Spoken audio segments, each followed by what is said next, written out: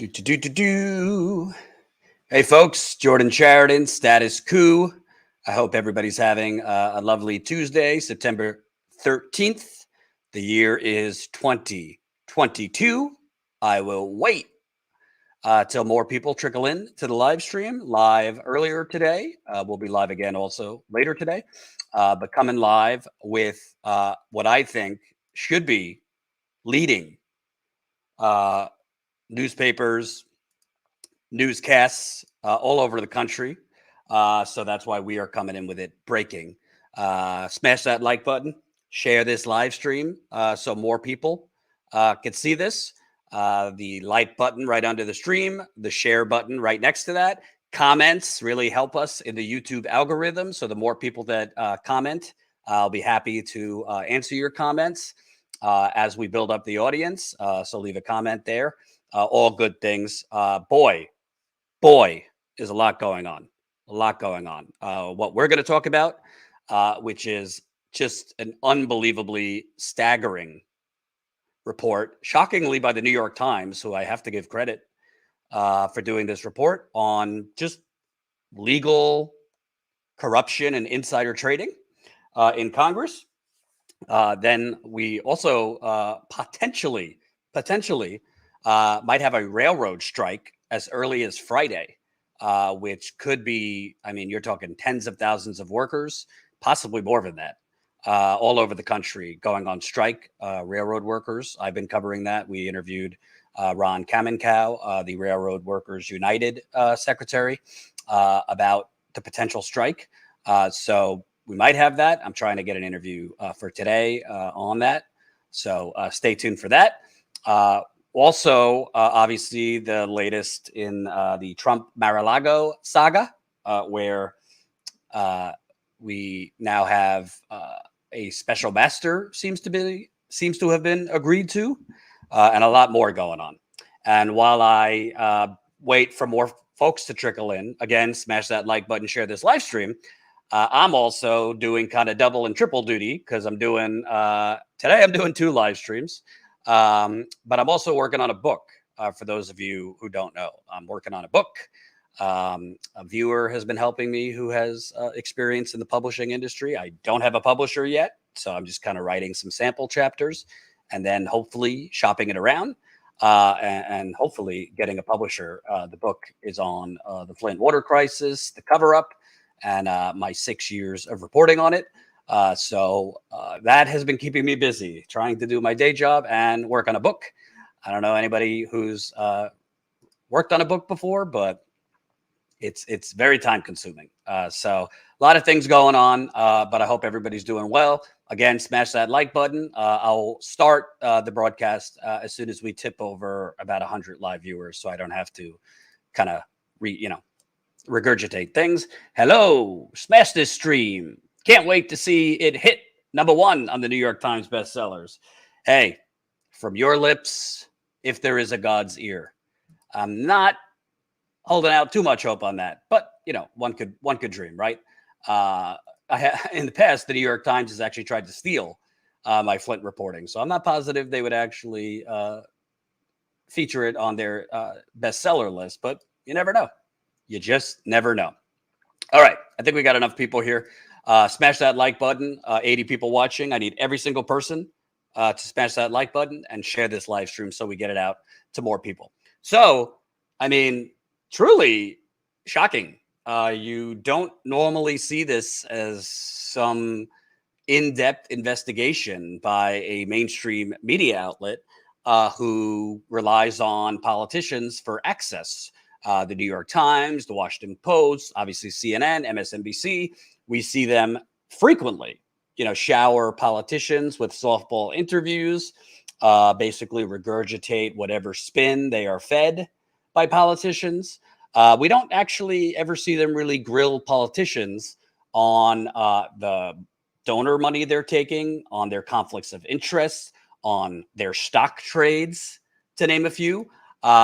This story that we're about to go through, which is really, really staggering and should be setting off alarm bells to most Americans, it's not exactly grilling the politicians, but it's a start because it is naming names and it is informing us of just the staggering amount of conflicts of interest.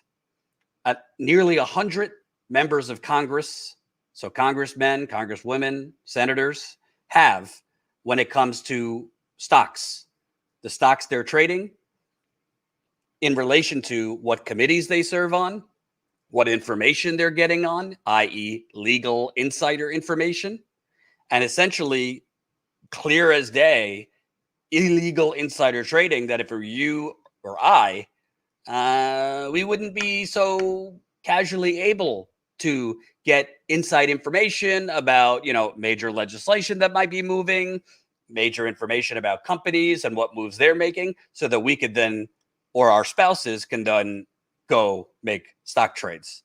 So I want to start. And again, smash that like button. We got 100 people watching. I need everybody to press the like button. I need everybody to share, leave comments, and super chats are welcome. By the way, we're doing our members only call Thursday night, 7 o'clock Eastern. So Thursday at 7 o'clock Eastern, we will have our members only call, 4 o'clock Pacific through Zoom. So if you're a Status Coup member, you know the drill. You'll get the email link to join the Zoom call. You don't have to be on camera if you don't want. You don't have to talk if you don't want. You can just listen. It's a lot of fun. We usually go about an hour or two, answer your questions, comments, concerns, all that good stuff. So become a member, statuscoup.com/join. You can become a member for as low as $5 to $10 a month. So headline: these 97 members of Congress reported trades in companies influenced by their committees.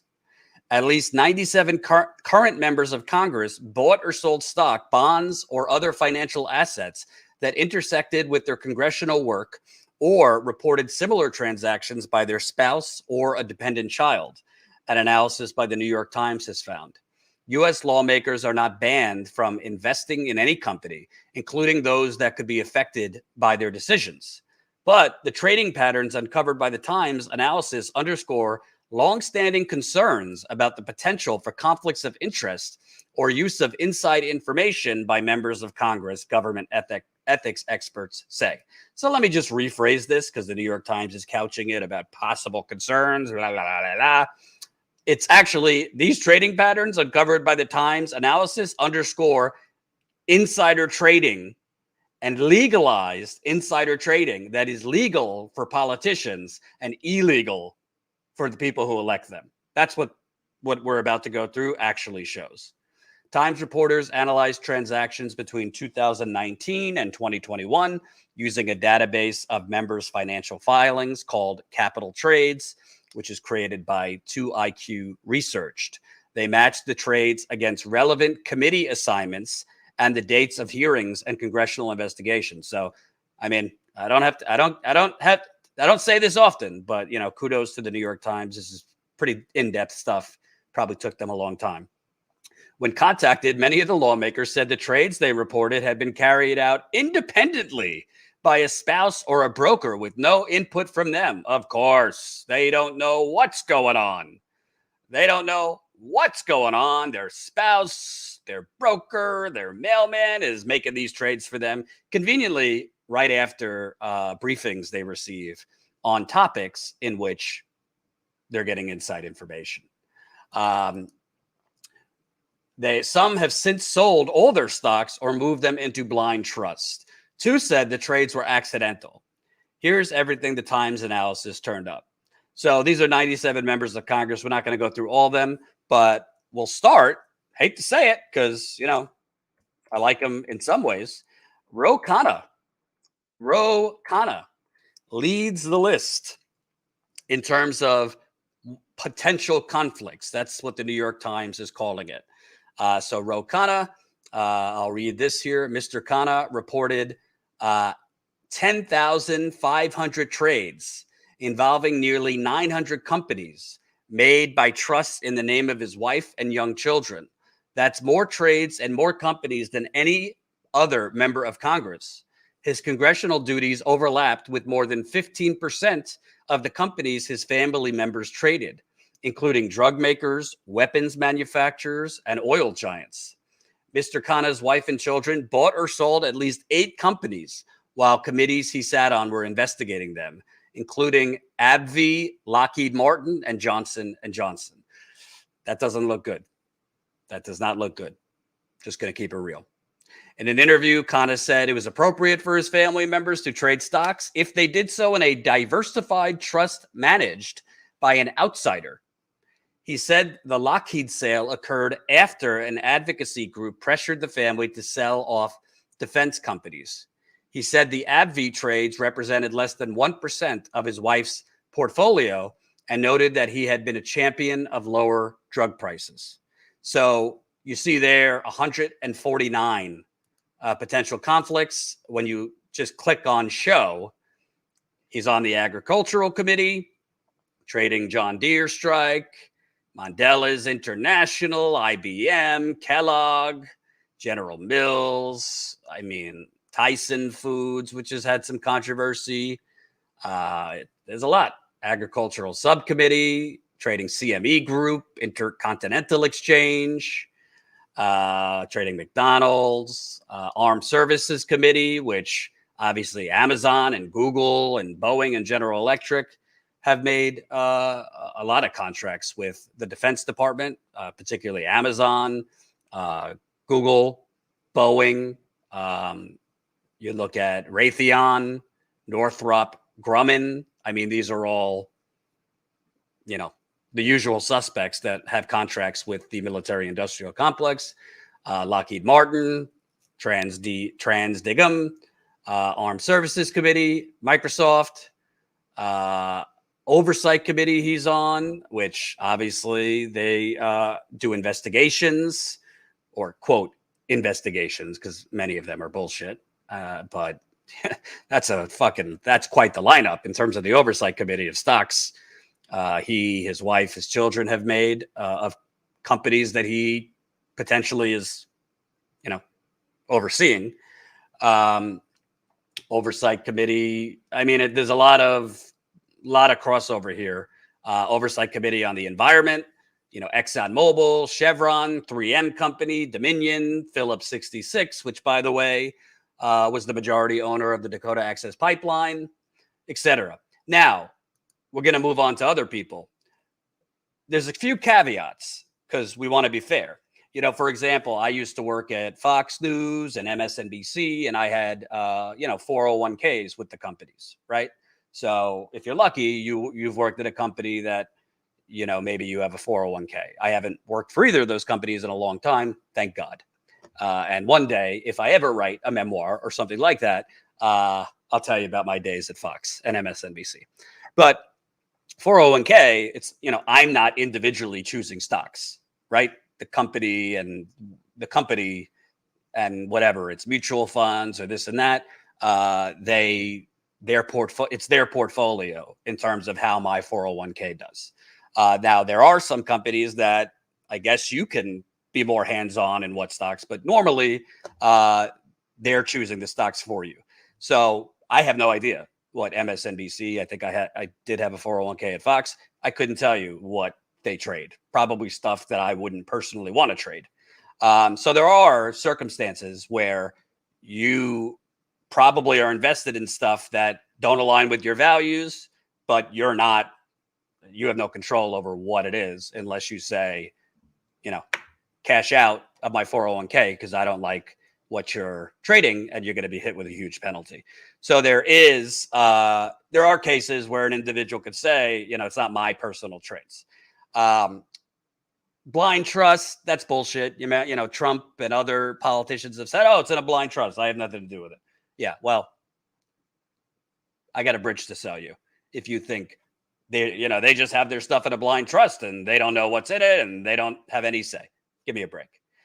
In terms of Ro Khanna, listen, maybe he truly believes in Medicare for all and some progressive things, but that doesn't mean Ro Khanna and others don't have, the desire to make money. Ro Khanna is a very, very wealthy man. He represents Silicon Valley, which is one of the wealthiest areas in the country.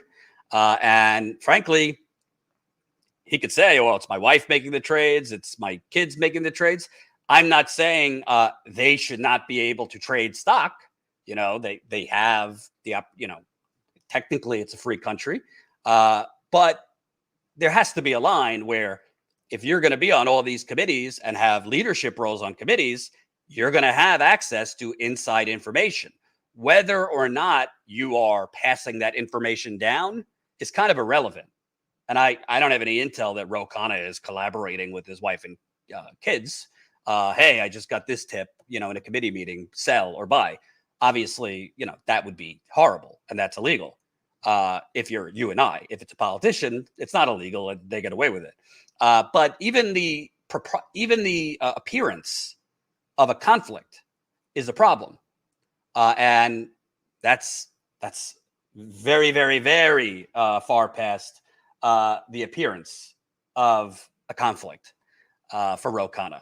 So let's keep smashing the like button. We almost have 200 people watching, but only 153 have pressed the like button. So share this live stream, smash that like button. Super chats are very much appreciated. I'll read them at the end. So now let's move on. We started with Ro Khanna. Let's move on to Josh Gottheimer. Josh Gottheimer. Remember, he was one of these political scumbags who was trying to actually succeeded in ramming through the bipartisan infrastructure deal, which is really just a privatization scheme that it was supposed to be the bipartisan infrastructure deal with the 3.5 trillion Build Back Better deal. And one couldn't go without the other. But of course, Pramila Jayapal, Ro Khanna, and others in the Progressive Caucus, that Progressive Caucus who did not endorse Nina Turner in her second congressional race, Josh Gottheimer was leading the charge of these moderate, i.e. right-wing Democrats, to not have the Build Back Better deal and to just get the infrastructure deal passed, which would have showered a lot of his donors with money and contracts. So he has 43 potential conflicts listed. And by the way, take out the word potential. These are conflicts of interest. He's got 43 potential conflicts. Colin, if we could show him, Josh Gottheimer. So a senior manager at Microsoft before joining Congress, Mr. Gottheimer has frequently bought and sold stock and options in the company. Two of those transactions in late 2021 were each worth $5 million to $25 million. At that time, he was serving on the Homeland Security Committee, which was holding hearings on cybersecurity issues, including in 2021 on the SolarWinds cyber attack that had affected Microsoft users. As a member of the Financial Service Committee, Mr. Gottheimer, along with his spouse, also bought and sold numerous bank and brokerage stocks, including JP Morgan Chase, Wells Fargo, Stifel, and BBVA. So let's key in on this for a second. He sold between 2019 and 2021 between $5 million and $25 million, okay, of Microsoft. Okay. Well, at that time, he was serving on the Homeland Security Committee. I don't know. Do you think the Homeland Security Committee gets any intel about tech, cybersecurity, potential attacks, the need for new contracts with big tech? And this guy's selling $5 million. Put that back up, Colin. He's selling $5 million to $25 million in Microsoft that he used to work with. Oh, by the way, he used to be a senior manager. I'm sure he has no communications whatsoever anymore with senior management at Microsoft and the lobbying they're doing with Congress while he's serving on committees that might be giving out contracts to Microsoft. I'm sure he has no inside information about bad things coming from Microsoft where its stock might dip, being that he used to be a senior Microsoft manager for him to sell. And yes, his district is the very wealthy suburbs of northern New Jersey. So let's take a look at what the New York Times here lists as the potential conflicts. Charles Schwab, he's on the Financial Services Committee, got money in Charles Schwab, Blackstone, S&P Global, Morgan Stanley, United Bankshares, oh God, JP Morgan, Goldman Sachs, Equifax, just to name a few. Wells Fargo. Gee, I wonder why none of our politicians actually regulate or add any teeth to regulations on Wall Street. Maybe because it wouldn't be good for their stock portfolio. You remember Dodd-Frank, which was a Band-Aid after the 2008 financial crash that didn't really regulate Wall Street whatsoever? Well, yeah, if politicians who are invested up to the ass in Wells Fargo and JP Morgan and Goldman Sachs, if they regulate those criminal banks that brought down the global economy, not so good for their stock portfolio. He's on the Financial Services Task Force on financial technology, so he would have insider information on financial tech platforms. So naturally, he's invested in PayPal and Fidelity National and Aiden. Homeland Security Committee we just went through. Microsoft, which he was a senior manager. Alphabet, which owns Google. Twitter. Let me tell you something. If you or I used to be as executive at Microsoft, okay? And let's see.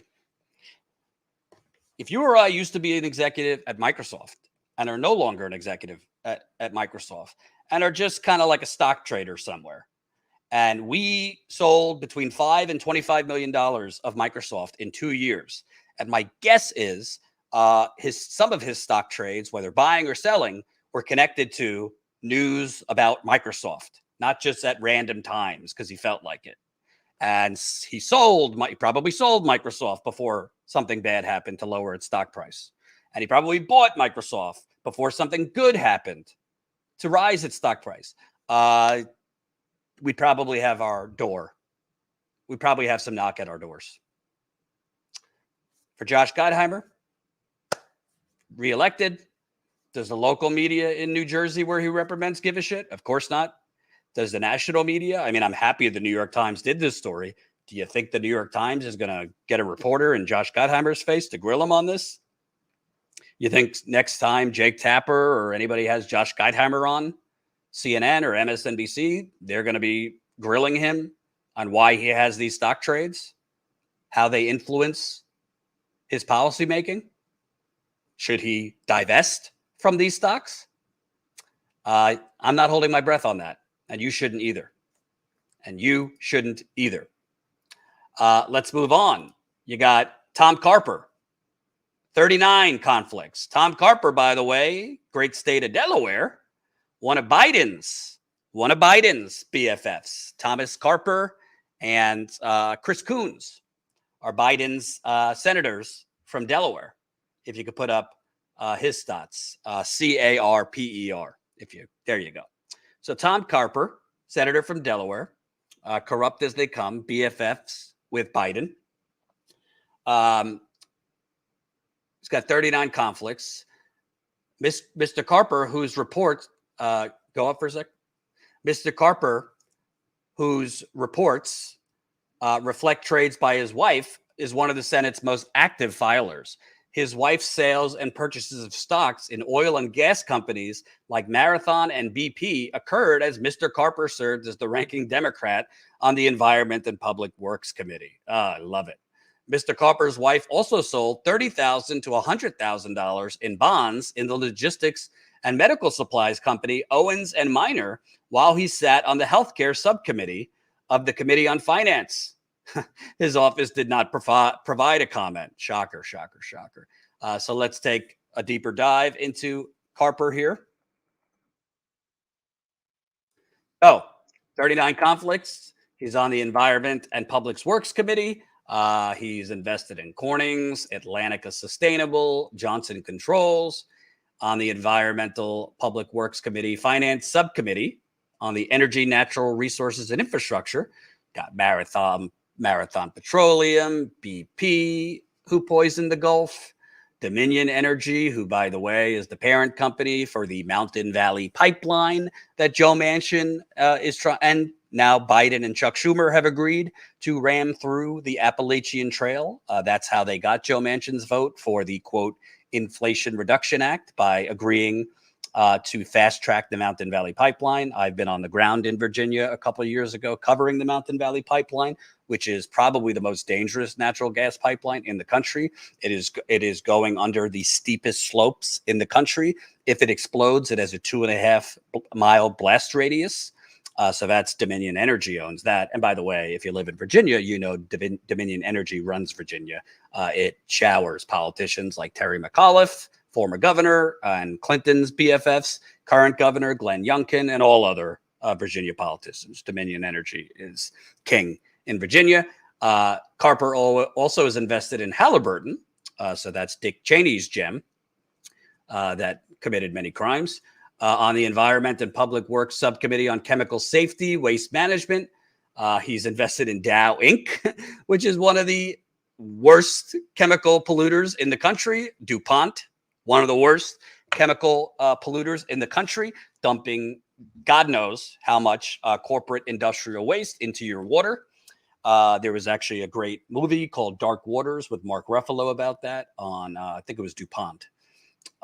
He's on the Finance Committee, invested in Intel. He's on the Financial Subcommittee on Healthcare, AbbVie, CVS Health, Quest Diagnostics, ResMed, Arena Pharmaceuticals. And by the way, he would definitely have inside information when it came to the coronavirus pandemic before stuff would be announced in terms of government contracts with Quest Diagnostics, Bristol, Pfizer in terms of vaccines or coronavirus testing. And on the Homeland Security Committee, BAE Systems, he's invested in Cisco, CrowdStrike, which, by the way, was the third-party security firm that the DNC used to claim Russia had hacked the DNC. Only the DNC wouldn't let the FBI look at their servers. So that's another story. I've always called Russiagate bullshit. He's invested in Lockheed Martin and Microsoft. I don't know. Colin, come on for a second. Do you think if I was on some government committee locally, or I was just some random trader chilling in South Florida, drinking a pineapple vodka, making stock trades, but I had any ties to these companies, I would just be allowed to do it if I was just a nobody?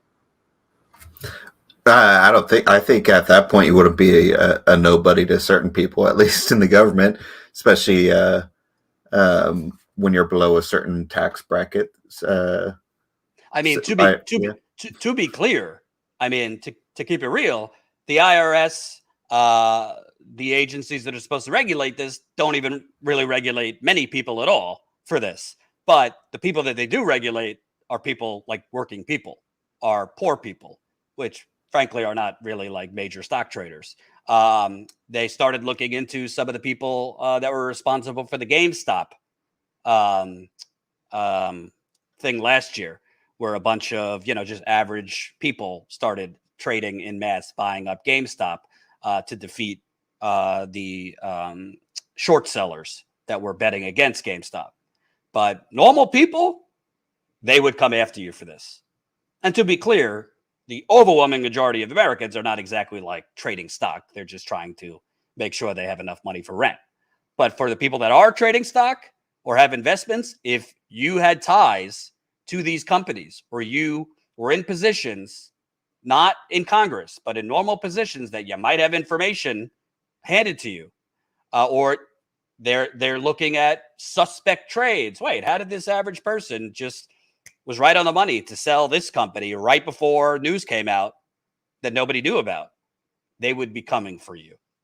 In Congress, just another day. Just another day in the United Corporations of America. Hold on.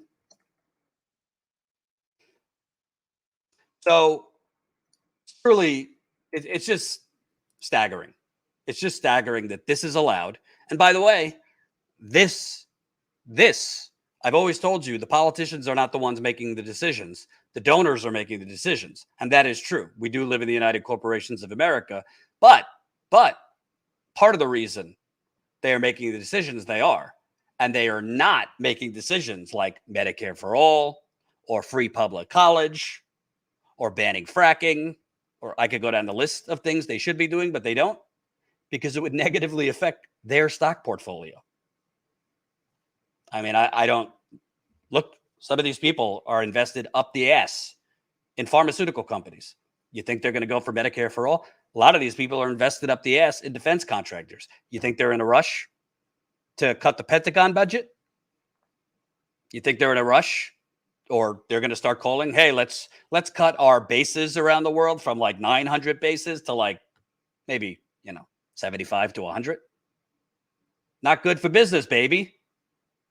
You think they're going to be calling to cut the Pentagon budget by 20, 30%? Hey, we just ended our 20-year war. Maybe we can cut the budget.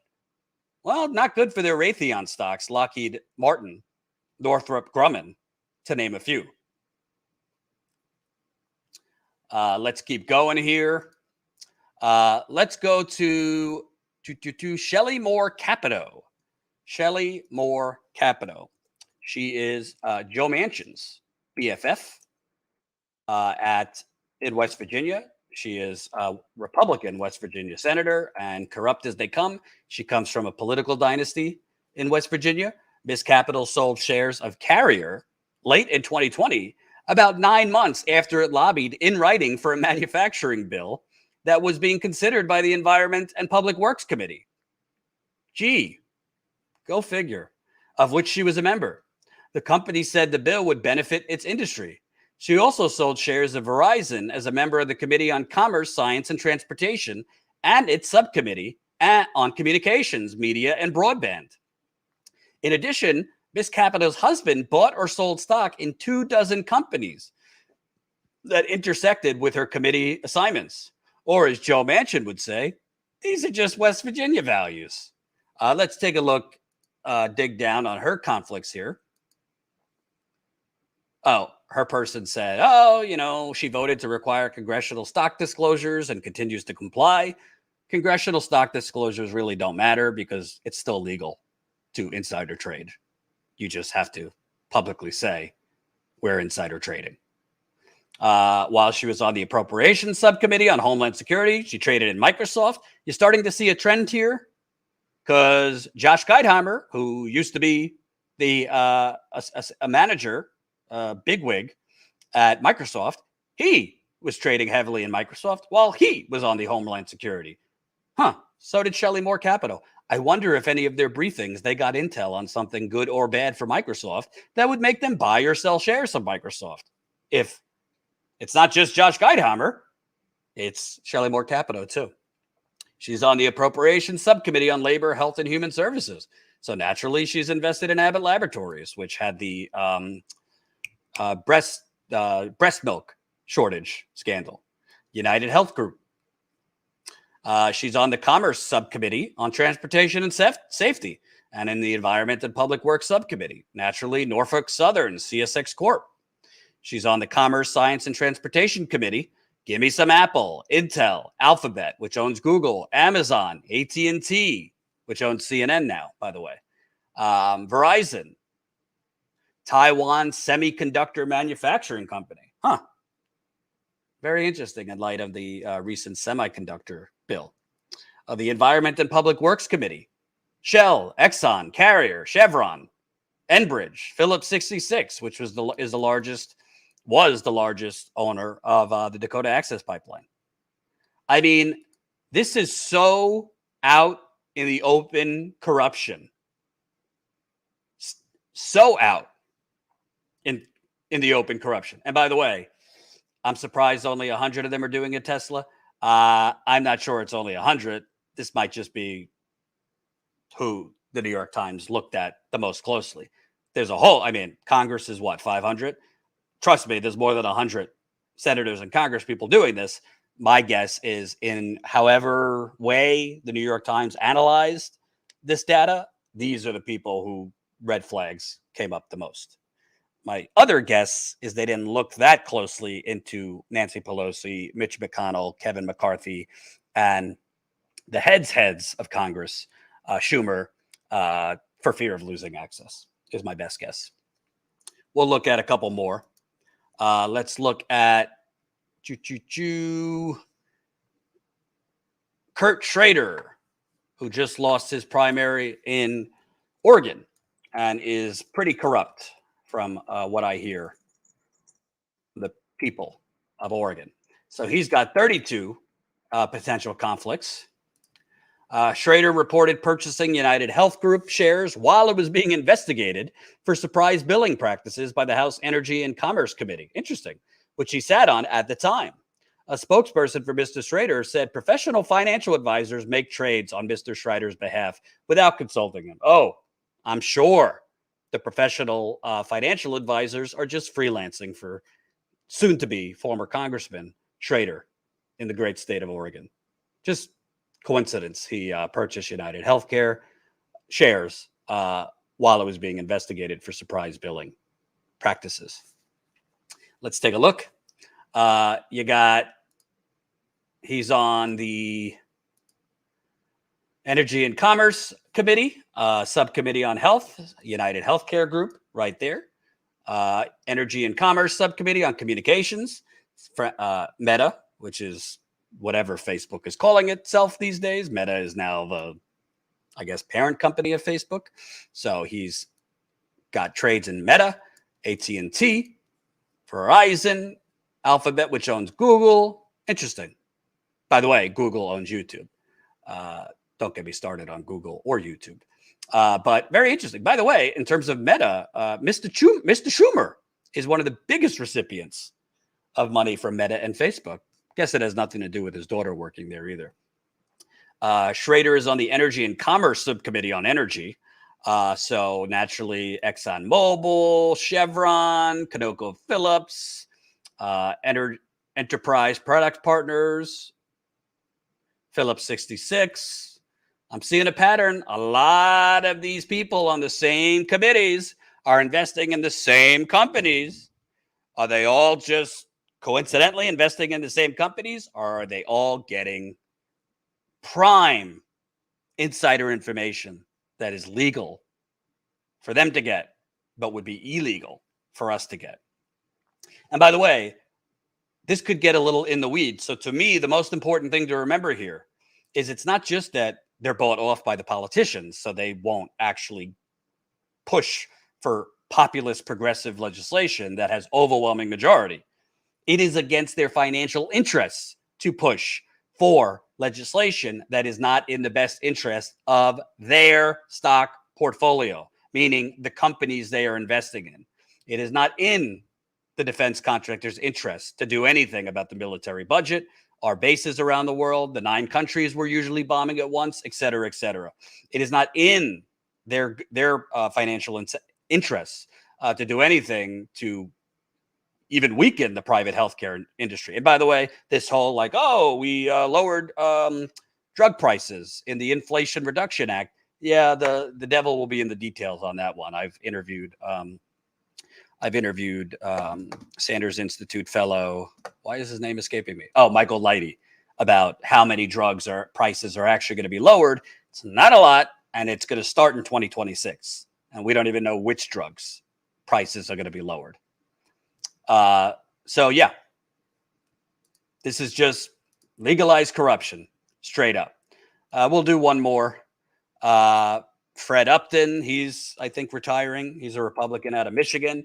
He's got 26 conflicts. Mr. Upton reported sales of United Healthcare Group while the company was being investigated for surprise billing practices by the House Energy and Commerce Committee, which he sat on at the time. Interesting.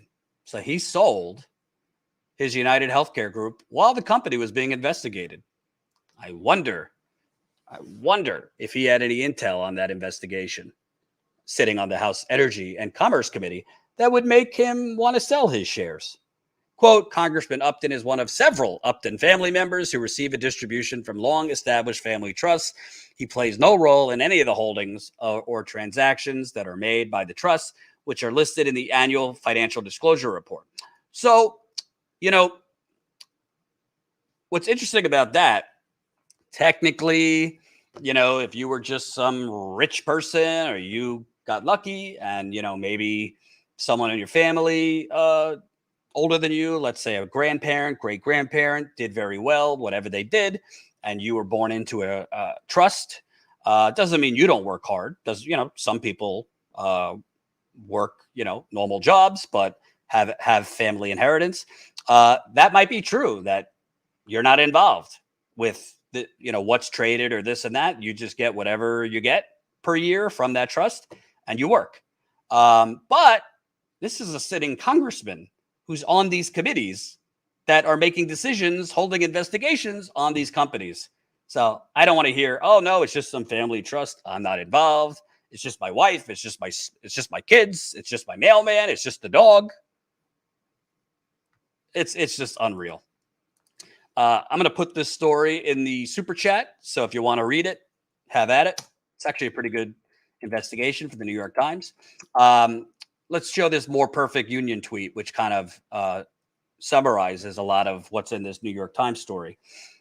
Nearly 1 in 5 members of Congress have traded stocks that involved a potential conflict of interest with issues they are legislating and investigation shows. The Times discovered 3,700 conflicted trades by lawmakers from 2019 to 2021. By the way, I'm not one of these people who says during COVID, because we're still dealing with a pandemic, even though the media and politicians pretend it's over, COVID is still running rampant all over the country. There's just basically a process of make-believe that it's over. But 2019 to 2021 was the heart of the COVID pandemic. So a lot of these trades went on when these politicians had inside information that the sky was falling, supply chain issues, tech problems, mass unemployment, companies going under. They had a lot of this information before anyone else did. Earlier this month, a bipartisan group of House members, including AOC, Congresswoman Spanberger, Congressman Raja, and Congressman Fitz, called for a vote on banning congressional stock trades by September 30th. If they ban congressional stock trades, I think there will be some fine print we need to look at. Let's play this video. I don't know if we'll play the whole thing, but Krystal Ball and More Perfect Union partnered on a video about this very topic. Let's play some of that. Last summer, More Perfect Union started a project that had not been undertaken in nearly a decade, reviewing the stock holdings of every member of the United States House and of the Senate. What we discovered is that when members of Congress buy and sell corporate stocks, they're not just padding their own personal wealth. Something much more corrupt is happening here. You can see it by looking closely at 2 major bills before Congress right now. Both of them have bipartisan support, both were approved out of committee, and both are considered a priority of the president's. But only one is on the fast track to congressional passage, while the other can't even get a floor vote. Why? Digging through Congress's trades, we uncovered numerous brazen examples of the corrupting influence of corporate stock ownership. And we realized the key difference between those 2 bills, the one that's set to be passed into law benefits the stock portfolios of members of Congress, and the other bill does not. I'm Krystal Ball, and this is The Classroom by More Perfect Union. How many members of Congress own stock? It's been years since any researchers compiled the data to answer that question. Well, we just did, and the answer is 49.7% of voting members of Congress own stock. That's 266 total members, 62 senators, and 204 representatives. Those figures include corporate securities and options that are owned by the members, their spouses, jointly, or by their dependent children. We found that 50% of committee chairs and ranking members, the most powerful people in Congress, own stocks. Plus, 4 of 5 House Democratic leaders and 4 of 6 Senate Republican leaders. Adding up the portfolios of every member of Congress, we determined that they collectively own between $218 million and $746.4 million in corporate stocks. We can't drill down on the specific amount because the stock disclosure law only requires members to report a rough range of the amounts that they hold. More than half the members of Congress are millionaires, and stock ownership is one of the principal reasons that members get richer while they're serving in Congress. Take House Speaker Nancy Pelosi, for example. Her wealth grew from an estimated $41 million in 2004 to $115 million in 2018. In that same period of time, Senate Majority Leader Mitch McConnell, he saw his wealth grow from $3 million to $34 million. And here's the key point about why all of this matters. Because our elected leaders' wealth is so tied up in stock ownership, it seriously affects the decisions they make about which bills do and don't pass Congress. Let's explain by returning to the tale of two bills that I mentioned earlier. So one of those bills would enforce stricter antitrust laws to crack down on big tech. The House version enjoys bipartisan support and was approved by the Judiciary Committee months ago. But it still hasn't gotten a floor vote. Speaker Nancy Pelosi wields the power to call the vote, but she hasn't. Why? As the stock watchers over on TikTok have long known, Pelosi is one of the biggest traders in all of Congress. That's right, you guys. Nancy the Whale has done it again. And Pelosi really likes tech stocks. Between 2007 and 2020, Nancy Pelosi and her husband made between $5 and $30 million in returns just from the big five tech companies, that'd be Facebook, Apple, Amazon, Google, and Microsoft. As of 2020, the Pelosi's own up to $5 million in Microsoft stock, $25 million in Amazon stock, and about the same in Apple stock. And they keep buying more. All of these companies would be impacted by that antitrust bill, leading to a direct financial impact on the Pelosi family. The Senate version of the antitrust bill also passed out of committee easily, with backing across the board from Amy Klobuchar and Cory Booker to Lindsey Graham. But that bill hasn't gotten a floor vote either. Importantly, it lacks support from powerful Finance Committee Chair Ron Wyden, who describes himself as a foe of big tech. Nobody has been tougher on the big tech people than me. Wyden owns a small fortune in technology stocks, up to $3.5 million in Amazon stock, Apple stock, Google, Facebook, Microsoft, Netflix, all the big ones. Wyden hasn't just withheld his support for that Senate antitrust bill, he also authored a provision that would punish other countries that try to regulate big tech companies over antitrust and other issues. Likewise, some of the most vocal Republican tech critics are also overseeing big tech regulation while owning tech stock. Marjorie Taylor Greene, who was banned from Facebook, she owns up to $50,000 in stock of both Facebook and Alphabet, the parent company of Google and of YouTube. Republican Congressman Dan Crenshaw is a very active trader. He bought Google and Amazon stock. When pressed about it, he admitted that stock trading is the only way he thinks he can make real wealth as a lawmaker. No one will run for Congress because you have no way to better yourself. Neither Greene nor Crenshaw have signed on to a Republican petition to force a House vote on that antitrust bill. So it's clear that lawmakers stop legislation when it might harm their personal financial interests, but they also advance bills that would help their financial interests.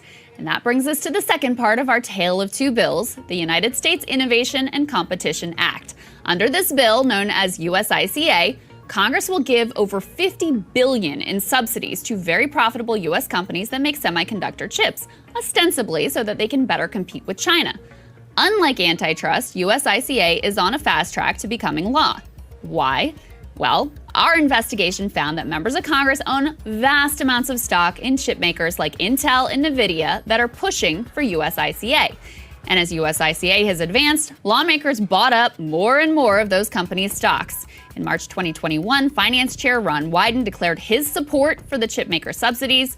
In the months that followed, he and his wife Nancy purchased hundreds of thousands of dollars in stock in Intel, Applied Materials, and other chip producers. Many other senators are similarly conflicted. Senators John Ossoff, Sheldon Whitehouse, and John Hickenlooper own up to roughly $5 million each in companies that lobbied on that bill. Senator Tommy Tuberville of Alabama holds stock in multiple companies pushing USICA, Applied Materials, Texas Instruments, NVIDIA. The list goes on. Senators Shelley Moore Capito, Gary Peters, John Boozman, Tom Carper, they are all invested in companies who directly benefit from this bill. In the House, as of the end of 2020, members owned up to $7.2 million in NVIDIA stock alone. Speaker Pelosi or her husband have purchased up to $6.54 million in NVIDIA stock and options in just the past 12 months. All in, More Perfect Union found at least 26 U.S. senators and 97 U.S. House reps, nearly 1 in 4 members of Congress, now own stock in companies that have lobbied on USICA.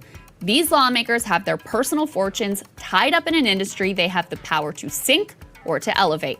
Many of their stock purchases occurred as recently as 2021, when the bill was being actively negotiated and lobbied on.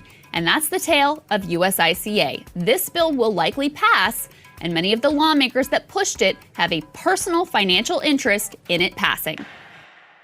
There's much more, but you see the pattern. So, what can be done about it?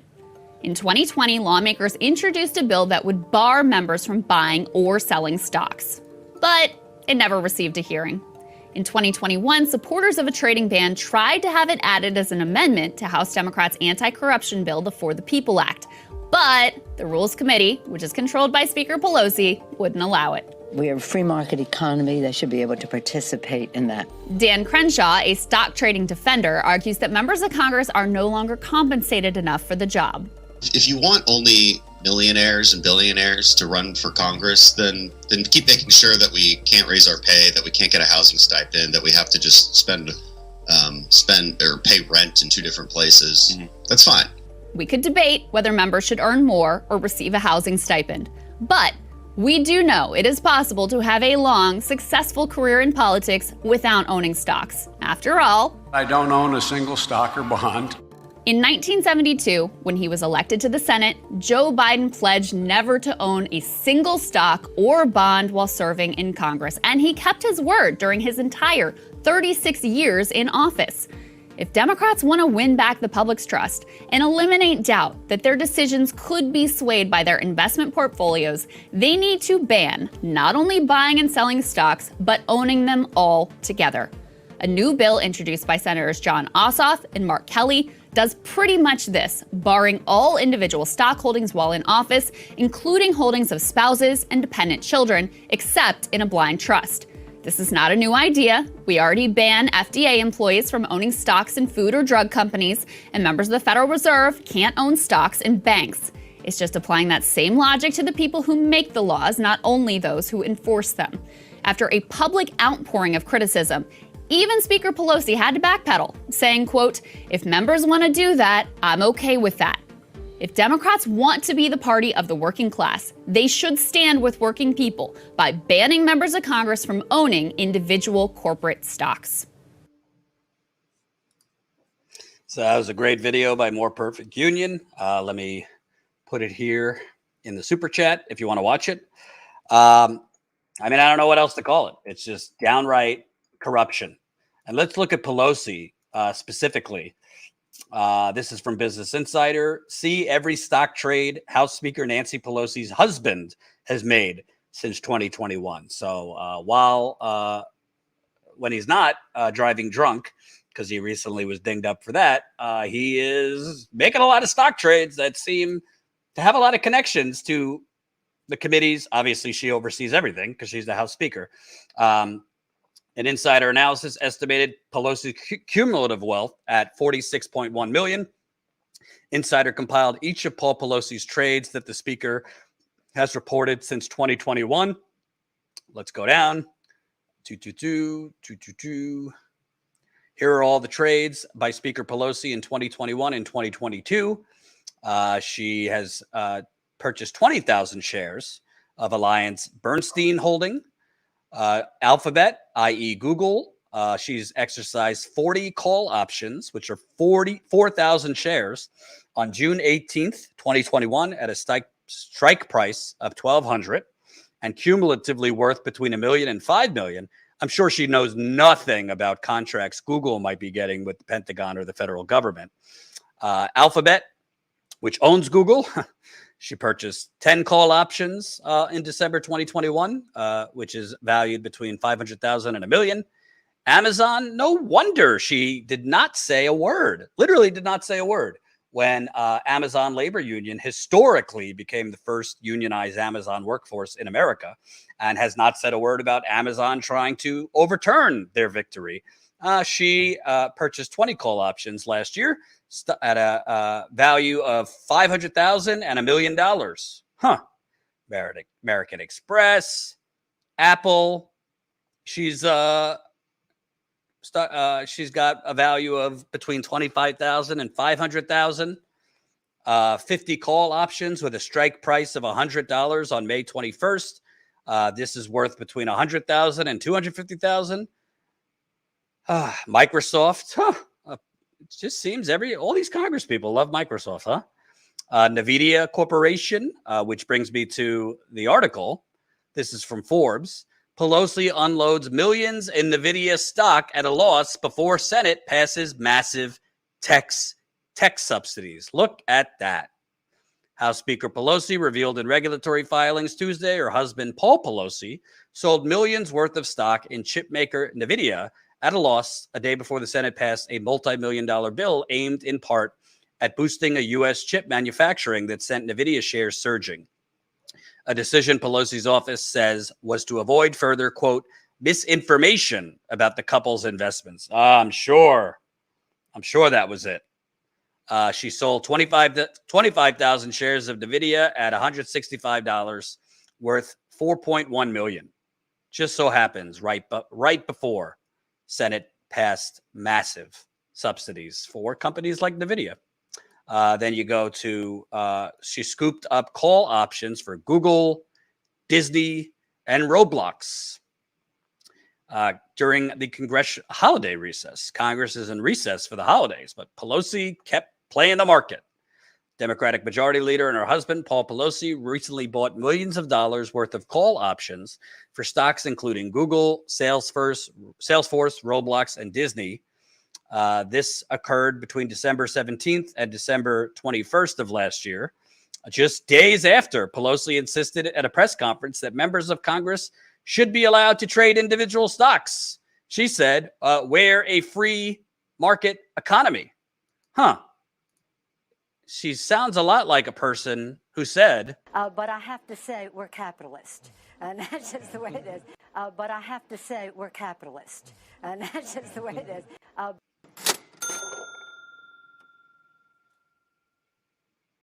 Enough is enough. Enough. Come on, man. Come on, man. Come on, man. Greed, for lack of a better word, is good. Greed. Had to throw in some timely sound effects. It's just disgusting. It's just disgusting. And nothing's going to be done about this, of course. I mean, credit to the New York Times for doing the investigation, but are we expecting CNN anchors? Are we expecting Chuck Todd to be grilling these politicians on the timing of these trades? Come on. Come on. So it's, supposedly on September 30th, there's some kind of deadline for a bill on banning this. Maybe they'll ban the actual Congress people from trading stocks. Maybe they'll pose some limits on their spouses. They're not going to do an absolute ban on Congress people or their spouses banning stocks because our Congress is run by greedy sociopaths who are there to enrich themselves and pretend to be fighting for you. Let me read some super chats before we go. We'll be live again, by the way, at 5 o'clock Eastern. Das Bosch Fleiss, 4.99 euros. I wonder if the algorithm gives you a lower scoring because your channel name contains coup. We have wondered that. That's why we have kind of tossed around changing the name. We haven't come up with a better name yet. So for now, we're Status Coup. But we do, it remains to be seen whether the term coup affects anything. When we started this, when we launched in 2018, we could not really predict an actual coup attempt of the U.S. government. But for now, we remain Status Coup. Teresa, $10. Thanks, Jordan. Love how you provide links to info in your feed. Of course. So I wanted to come live early on this. This should be breaking news. This should be status screwed. That's not bad. This should be leading all broadcasts right now. This is more important than, Queen Elizabeth and, the body language of the royal family, which is some of the shit I've seen on MSNBC and CNN, analyzing, the stares between William and Harry and Meghan and Kate. And are they reconciled? It should be, but it's not. Anyway, thanks for watching. A reminder, we're going to have our members only call Thursday, 7 o'clock Eastern. So I hope for our Status Coup members, you'll be there. For people that aren't members, sign up, statuscoup.com/join. You can become a member for as low as $5 to $10 a month. That is how we fund our on-the-ground reporting. By the way, as I've said, there might be a historic railroad workers strike as early as this Friday. Just saying, my birthday's in 7 days, so wouldn't it be a kind gift to get more people signing up as Status Coup members? Turning 36, September 20th. If you want to give me a birthday present, sign up as a member to Status Coup. StatusCoup.com/join. Become a member for as low as $5 to $10 a month. $5 a month equals 16 cents a day.